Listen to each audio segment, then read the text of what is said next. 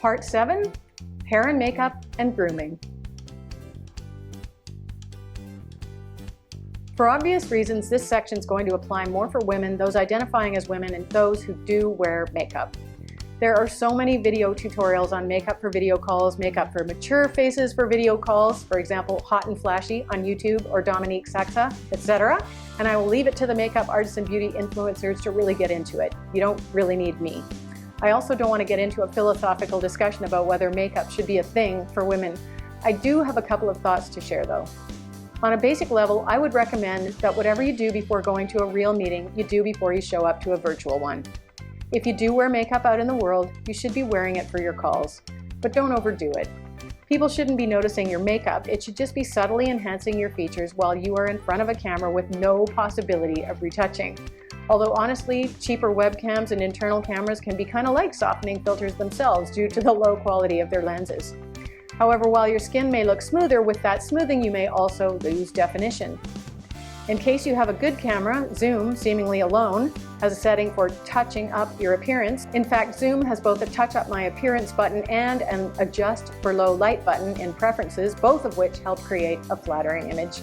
Before I got my new webcam, I didn't use this because it made me look unrealistically smooth, but once I got my Zeiss lens camera, I ticked the box and slid the slider over a wee bit because nobody needs to see me that sharply. Actually, as of writing this, Zoom has a new beta makeup filter that includes eyebrows, lip color, and facial hair you can dial up and down on sliders. While I view this as pretty gimmicky, I have to tell you the eyebrows work surprisingly well if you choose the one that matches the shape of your actual brows. But my advice is to use actual eyebrow pencil or whatever if you need it. The lack of a touch-up filter can be daunting. An executive I know of a certain age shared with me that she loves and relies on Zoom's touch-up button as much as I do, and was horrified by her own appearance when she had to switch unexpectedly to a platform that didn't have that option. In that case, there are a couple of things you can try. One would be putting a small piece of saran wrap over the lens to act as a softening filter. There are also third-party apps mentioned in Part 2, including one called SnapCam, which has an array of user-designed filters you can select from, including retouching options, but beware the issues of platform software and hardware incompatibility that may arise. Again, see Part 2. Ultimately, you may just find it best to resort to a bit of makeup. There's a reason people on TV, both men and women, have traditionally worn makeup. Being on camera is not the same as real life. Whether you have TV studio quality lighting and high-def resolution or low light and limited resolution, you are being visually altered by the technology. You want to show up as well as possible in your frame as the presenter in a one-on-one or as one in a grid of frames. In most cases, I would suggest it will serve you to do a few touch-ups, unless you're one of those people who have perfect skin and naturally well-defined features, keeping in mind that the idea is to feel confident, not more self-conscious than you already are. So if makeup makes you feel weird, maybe don't wear any. I have photographed high-level female executives who wear not a stitch of makeup, and I'm not going to suggest that they should do otherwise. However, the same friend I referred to at the beginning of this presentation in Part 1 told me that when she started doing video calls, she didn't put on makeup and she didn't like how she looked. Sounds obvious, right? For those of us who wear makeup? She is someone who sometimes wears makeup out in the world and sometimes doesn't. I think maybe we can get confused by being at home and not being fully in that business meeting headspace, or maybe we see our slightly ill-lit, slightly blurry selves on our screens and figure nobody can really see us that clearly anyway. Now my friend always wears makeup on video calls, and it has changed her disposition. She feels great knowing she looks really good, and the difference is really noticeable. If you are pale and slightly blotchy like me, and you do want to make your features show up a little better, here's what I do in 5 minutes. Again, there are a gazillion makeup for Zoom YouTube videos out there, so if this isn't a fit for your face and style and you're looking for advice, I'm sure you will be able to find a video that is. First, I apply a light BB cream or tinted moisturizer. A bit of concealer for the darkest and blotchiest areas can smooth out your skin a lot, which can make you look healthier. If you have naturally shiny skin beyond a healthy glow, or the makeup makes you shiny, I strongly suggest a translucent powder to take down the shine. Shiny skin is very distracting on men and women on camera.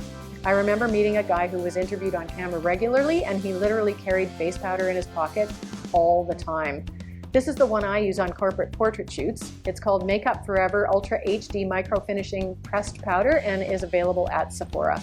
Here's another tip for very fair-haired women like me. I know for many women who don't want to wear a lot of makeup, the eyebrows can be overlooked, But if your eyebrows are naturally almost invisible, like mine, just using a light eyebrow pencil to make them show up can bring your whole face to life. And as my mother said, when I was old enough to wear makeup, but not doing so yet, a little blush really helps. This or a bit of bronzer to improve our pallor. For eyes, I can't emphasize enough the benefit of a little eyeliner and mascara if your eyelashes are barely visible, like mine. Adding some darkish liner above the top lashes can make all the difference. I've noticed over and over clients looking at themselves in still portraits and thinking they look tired with their normal makeup. I've seen this with myself, so after the shoot I Photoshop in eyeliner, which fixes the problem immediately, but you can't Photoshop a video.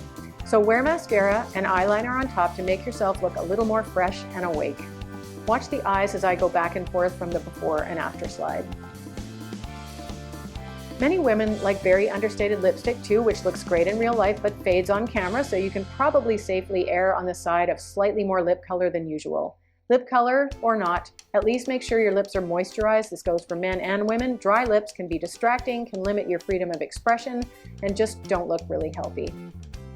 At the other extreme, of course, would be too much makeup, which we also want to avoid unless your day-to-day look is too much makeup.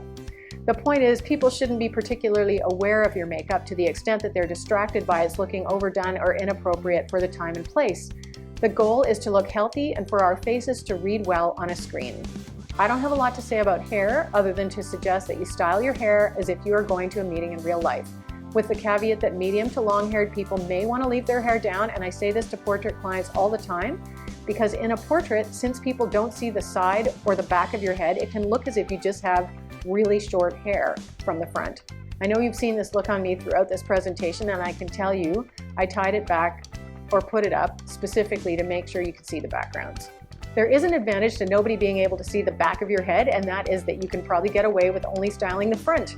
Just be sure you don't turn your head though. Again, the idea is to look healthy and well put together. So there's no need for fancy hair, but do style it so you look groomed, and if you have long hair you like to have forward on one side and back on the other, for example, put it there and leave it there for the duration of the call. Beware the compulsion to move long hair repeatedly from one side to the other. As I said earlier, avoid playing with your hair. You don't see on-camera professionals doing this for good reason. And now finally, coming up in the next segment, a few technical tidbits.